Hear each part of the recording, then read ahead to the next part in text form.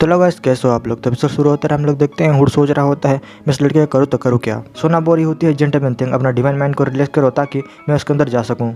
तुम बिल्कुल भी टेंशन मत लो, जब तक तुम रिलैक्स रहोगे तुम्हारा कुछ भी नहीं होगा। गुतन कहता है कोई बात नहीं, तुम अंदर जा सकते हो, मैं तुमको बिल्कुल भी मना नहीं करने वाला हूँ। लेकिन अंदर जाने के बाद तुम्हारा डिवाइन कॉन्शियस के साथ कुछ होता है तो बाद में मुझे मत कहना। सोना बोलती है मेरे ऊपर भरोसा रखो, तुम्हें कुछ भी नहीं होने वाला है। फिर गुतन उधर खड़े हुए लोगों को कहने लगता है कितने सारे लोग देख रहे हैं, लेकिन मैं सब लोगों को कह दे रहा हूँ वो मेरे डिवाइन माइंड के अंदर जाना चाहती है और मैं उसको मना भी नहीं कर रहा। अगर उसको कुछ हो जाता है तो बाद में मुझे ब्लेम मत करना। फिर यांग बोलने लगती है तुम्हारा मतलब क्या है, तुम अपने आप को सोचते क्या हो।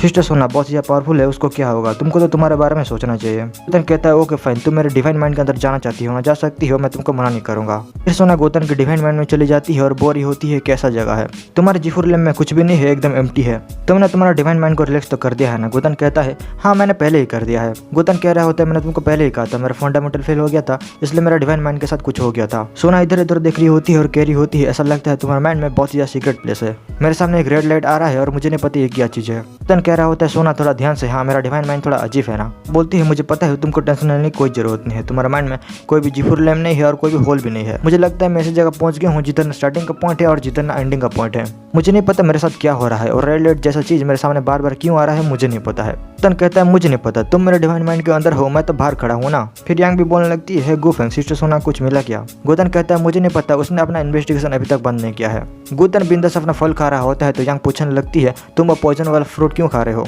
देखा है तुम हमेशा ये पॉइजन वाला फ्रूट खाते हो, तुम क्या मरना चाहते हो। गोतन कहता है थोड़ा पॉइजन भी खा लेना, बॉडी के लिए बहुत अच्छा होता है।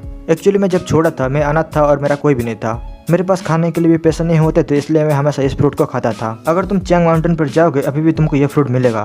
फिर हम लोग सोना को देखते हैं जो कि कुछ कर रही होती है और बोरी होती है, मुझे नहीं पता लेकिन मेरे साथ कुछ तो हो रहा है जरूर। इधर का स्पिरिचुअल एनर्जी मेरा कॉन्शियस को इफेक्ट कर रहा है और मैं धीरे धीरे करके वीक हो रही हूँ, मेरा बॉडी धीरे धीरे करके हॉट फील हो रहा है और मुझे इतना ज्यादा अजीब क्यों लग रहा है मुझे नहीं पता है। मुझे जल्दी से इस जगह को छोड़ना होगा, नहीं तो मुझे नहीं लगता मैं इधर ज्यादा देर बच पाऊंगी। फिर वो बहुत ट्राई करती है लेकिन उधर से बाहर नहीं आ पाती और बाहर के लोग कह रहे होते हैं सिस्टर सोना तुम्हारे साथ कुछ हुआ है क्या, और सोना बोरी होती है मैं इधर से बाहर क्यों जा नहीं पा रही। गोतन कह रहे होते हैं मुझे नहीं पता तुम बाहर क्यों नहीं आ पा रही हो, तुम तो इन्वेस्टिगेशन करने के लिए गई थी ना, जाओ और करो ना। फिर सोना बाहर आ जाती है और यांग बोलने लगती है सोना तुमको कुछ हुआ है क्या, तुम्हारा फेस रेड कलर का दिख रहा है। सोना बोलती है मैं ठीक हूँ और अपने मन में बोरी होती है मेरा डिवाइन कॉन्शियस अभी भी उसके बॉडी में है, लेकिन मेरा डिवाइन कॉन्शियस तो उस लड़के से भी ज्यादा स्ट्रॉन्ग है, मैं उसके जाल में कैसे फंस सकती हूँ। फिर छोटी लड़की बोलती है सिस्टर सोना तुम्हारा फेस बहुत ज्यादा रेड हो गया है। सोना की चमची बोरी होती है मास्टर इधर क्या चल रहा है और गोतन उधर चुपचाप बैठा होता है। सोना बोलती है मेरा डिवाइन कॉन्शियस उसके बॉडी में ट्रैप हो गया है और मैं इधर से हिल नहीं पा रही हूँ। फिर वो लड़की गोतन के ऊपर चलने लगती है और गोतन कहता है मैंने तो कुछ भी नहीं किया है। लड़की बोलती है मास्टर तुम्हारा डिवाइन कॉन्शियस अंदर कैसे ट्रैप हो गया। सोना कुछ भी बोल नहीं पा रही होती है और लड़की उसको देख के बोरी होती है,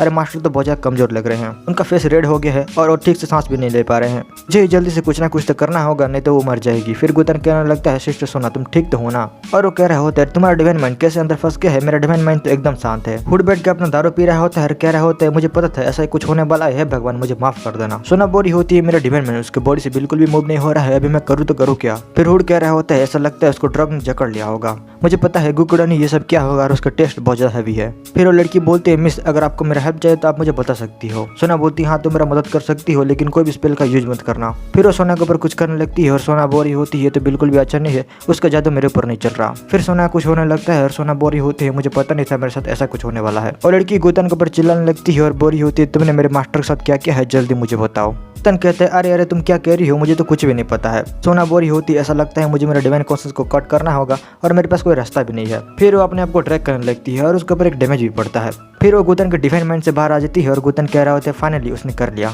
लड़की बोलती है मिस आप ठीक तो हो ना। सोना बोलती है हाँ मैं बिल्कुल ठीक हूँ। फिर वो गोतन से पूछने लगती है तुम्हारे डिवाइन माइंड के साथ क्या है, उधर तक कोई भी एंडिंग ही नहीं है, मैं उधर ट्रैप हो गई थी और मेरे सामने एक रेड कलर का लाइट था, वो क्या था मुझे नहीं पता। उधर मुझे सेक्स करने का मन कर रहा था लेकिन मैंने अपने आप को कंट्रोल किया। अगर तुमको इसके बारे में कुछ भी पता है तो जल्दी से मुझे एक्सप्लेन करो इसके बारे में। गोतन कहता है मैंने तुमको पहले ही कहा था मुझे तो कुछ भी नहीं पता है ना।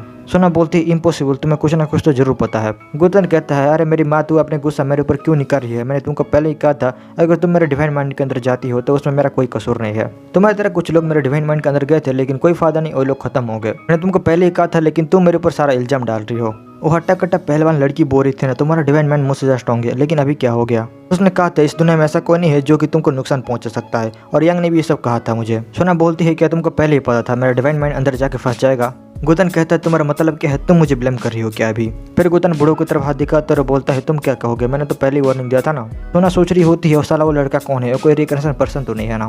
और लड़का बहुत ही ज़्यादा अजीब है, मुझे उसके बारे में पता करना होगा, लेकिन उससे पहले मुझे मेरा बॉडी को एडजस्ट करना होगा, मुझे इधर से जाना होगा और मुझे रिकवर होना पड़ेगा। फिर गोतन कहने लगता है, गोतन कहता है तुम यूं जैसे मैं क्यों रेस्ट नहीं करती हो, उसके बाद तुम मेरे डिवाइन माइंड में भी जा सकती हो। सोना बोलती है उसका कोई जरूरत नहीं है, मैं वापस चली जाती हूँ। गोतन कहने लगता है मैंने सोचा था तुम मुझे बताओगे मेरे साथ कुछ गलत है, लेकिन तुम तो इधर से जा रही हो। सोना बोलती है मैं अभी के लिए जा रही हूँ, लेकिन मैं फिर से आऊंगी तुमसे मिलने के लिए। फिर वो उधर से गायब हो जाती है और हुड पीछे से कह रहा होता है गुकीडो तुमने उसका डिवाइन माइंड के साथ क्या किया था। गोतन कहता है मैंने क्या किया था। हुड कहता है तुमने ही उसके साथ ऐसा किया था और कौन होगा उसके साथ ऐसा चीज करने वाला। फिर गोतन कहता है हुड जाकर तुम तुम्हारा आंखें चेक करो, तुम क्या बोल रहे हो।